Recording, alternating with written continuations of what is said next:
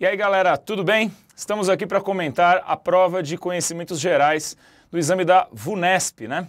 Espero que você tenha tido uma boa prova, tenha feito uma boa prova hoje. Nós tivemos uma prova bastante simples, né? Uma prova que cobrou alguns conteúdos bastante tradicionais do ensino médio, dentro do assunto química, né? Dentro da disciplina de química. Não foi uma prova, como eu disse, muito aprofundada dentro desses assuntos, teve alguns assuntos inclusive que se repetiram na prova, ela poderia ter sido um pouco mais abrangente, tá? Vamos fazer um comentário rápido sobre algumas questões. A única questão que merece uma crítica mais contundente é exatamente a questão 69, a primeira questão, em que ele pede aqui um conceito básico de óxido-redução, né, uma reação redox que está acontecendo entre óxido de silício e carbono, e ele pede um cálculo termoquímico, o cálculo do ΔH dessa reação. Muito bem. Dois problemas, um problema pouco grave, o outro um pouco mais grave. A reação acontece, segundo o texto, a 1900 graus Celsius e os valores de ΔH de formação que são fornecidos são ΔHs de formação nas condições padrão. Isso acontece a 25 graus Celsius. Esses valores provavelmente não se reproduzem a 1900 graus Celsius. Então, o examinador poderia ter feito aqui um pequeno comentário para dizer que esses ΔHs de formação são utilizados como uma referência, mas eles não traduzem na realidade o ΔH da reação nas condições que ele propõe, de 1900 graus Celsius.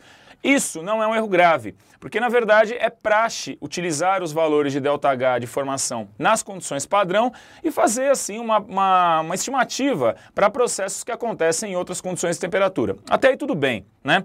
O maior problema foi na hora de calcular o ΔH do processo, porque o silício, estando em estado líquido, ele não se encontra no estado físico típico da condição padrão, que seria de 25 graus Celsius e 1 atm de pressão. O silício é sólido nessas condições.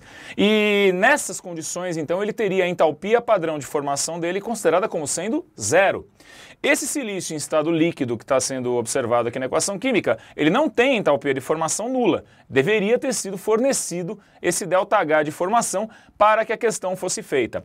Acredito eu que a banca examinadora da VUNESP esperava que o aluno considerasse como zero e fizesse o cálculo do ΔH a partir dessa consideração, que está incorreta. Então fica aqui uma crítica com relação a essa questão. Dava para resolver? Sim, o candidato bem preparado ele consegue resolver essa questão, mas existe um problema conceitual nela, tá?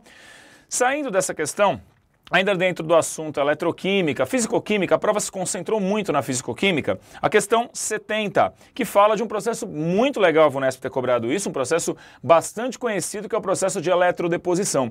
Só que eles colocaram o nome galvanoplastia, que é um nome bastante difundido para processos genéricos de deposição de metais sobre superfícies de objetos. É comum você andar na rua e ver placas de empresas que trabalham com galvanoplastia. A ideia da VUNESP é de cobrar algo corriqueiro, algo do cotidiano. De fato, isso aqui é bastante meritório, bastante interessante. Na sequência, a questão 71. Uma questão muito fácil, que mostrava simplesmente a reação de redução, a reação catódica do cátion cobre 2, reduzindo-se a cobre metálico na superfície de um objeto. Uma questão bem superficial.